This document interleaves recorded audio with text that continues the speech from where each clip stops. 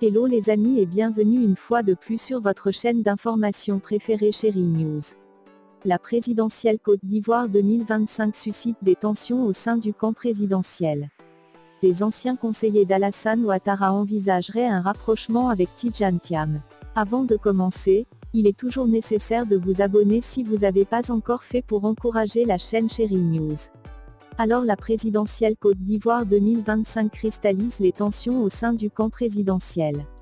À un an de l'échéance électorale, des rumeurs circulent sur de possibles ralliements d'anciens conseillers d'Alassane Ouattara à l'opposition, notamment à Tidjane Thiam, président du Parti démocratique de Côte d'Ivoire. Ces informations, rapportées par Africa Intelligence le 27 août 2024, soulèvent des questions sur la cohésion du camp présidentiel. Selon les sources citées, plusieurs anciens proches du président ivoirien seraient en contact avec Tidjane Thiam depuis plusieurs mois. Cependant, aucun ralliement officiel n'a été confirmé à ce stade. Ces mouvements potentiels interviennent dans un contexte politique tendu, alors qu'Alassane Ouattara n'a pas encore annoncé s'il briguera un quatrième mandat en 2025. Parmi les noms évoqués figure celui d'Abdourahmane Cissé, ancien secrétaire général de la présidence.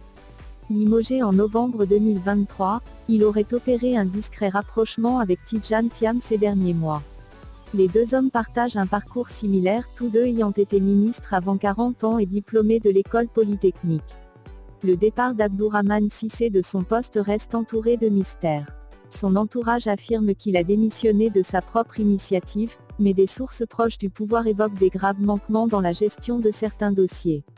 Depuis son départ, il est revenu plusieurs fois à Abidjan et a même été reçu par le président Ouattara en mai. Un autre nom cité est celui de Philippe Séré-Eiffel, ancien conseiller à la présidence. Bien que retraité, il avait été rappelé par Alassane Ouattara en août 2023 pour jouer un rôle de conseiller spécial, auprès du vice-président. Cependant, des désaccords sur les conditions de son retour ont conduit à l'abandon de ce projet. En effet, Philippe Séré-Eiffel aurait tenté, dès octobre 2023, de favoriser un rapprochement entre Alassane Ouattara et Tidjane Thiam en vue de 2025.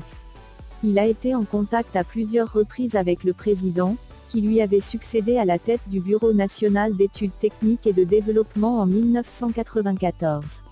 Cette initiative, à laquelle se seraient joints d'autres proches d'Alassane Ouattara, n'a pas abouti jusqu'à présent.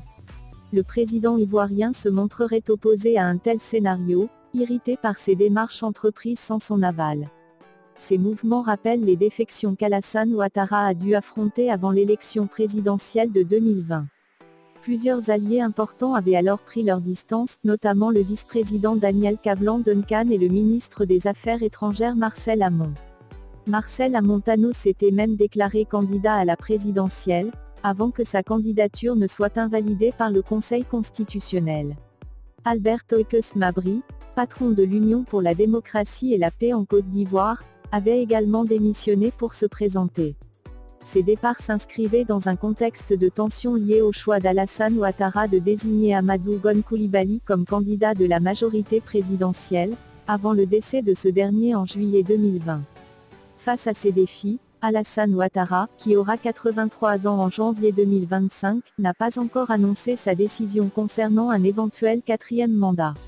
Il a récemment resserré son cercle de fidèles autour de la première dame Dominique Ouattara, de son frère et ministre de la Défense Téné Birahima Ouattara, et du vice-président Thiemoko Mélié Koné. Alors les amis, dis-nous ce que vous en pensez de cette vidéo en commentaire.